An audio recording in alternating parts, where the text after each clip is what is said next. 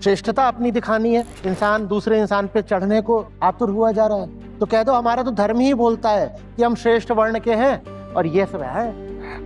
ये काम आप साधारणतया करें तो आपको पागल कहा जाएगा, लेकिन ये काम जब आप धार्मिक होकर करते हैं तो कहा जाता है कि ये तो शास्त्रों की बात है ना। आपको 3 कुत्ते मिले और एक कह रहा है मैं बहुत श्रेष्ठ हूँ बाकी दोनों से, मैं पग हूँ और ये स्ट्रीट डॉग है और ये तो स्ट्रे है एकदम ही खुजली वाला, तो भी आप कहेंगे भाई ले दे के तुम हो सब भाई कैनाइंस।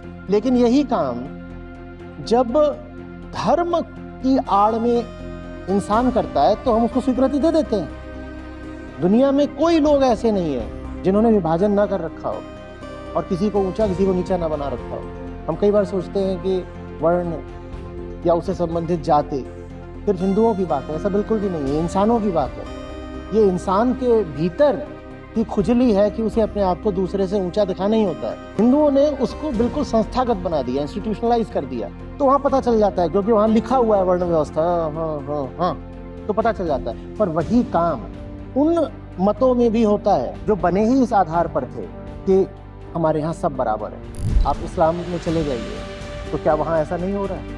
हिंदुओं से जो बौद्ध बन जाते हैं क्या वहाँ जाते नहीं हैं? सबसे हाल का जो ऊंचा शुद्धि का कार्यक्रम चला है भारत में वो है सिख धारा, पर वहाँ भी आप जाइए तो ऐसा है।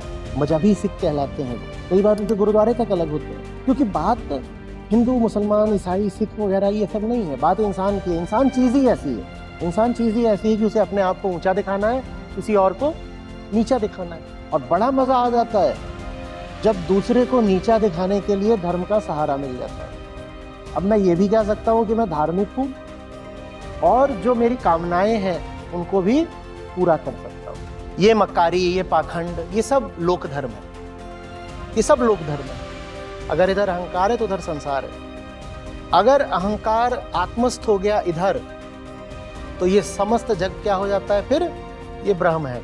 और ब्रह्म और आत्मा चूंकि एक होते हैं तो इसलिए दूरी मिट जाती है। ये देख लेना कि मैं और वो